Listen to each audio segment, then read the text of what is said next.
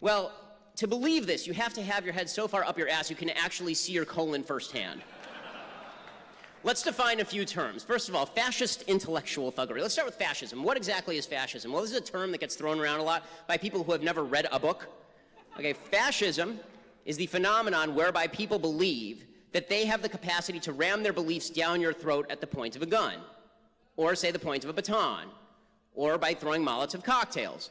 That's what fascism truly is. Fascism is even more of a tactic than it is an ideology. It's sort of vague in terms of ideology. You've had people on the left who are fascist, people like Stalin, and then you've had people who are on the European right, like Hitler, who is a fascist, who is actually closer to the traditional American left than he would be to the traditional American right.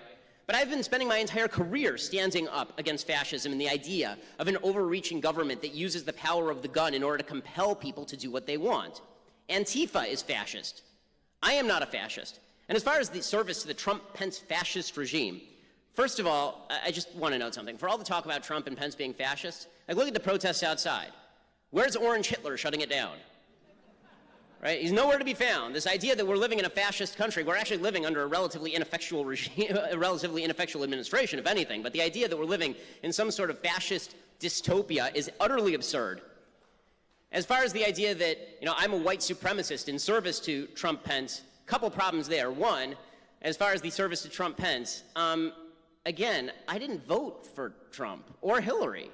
I didn't vote for either of them, actually. So this idea that I am somehow a servant of Trump is absurd and requires you to be functionally illiterate.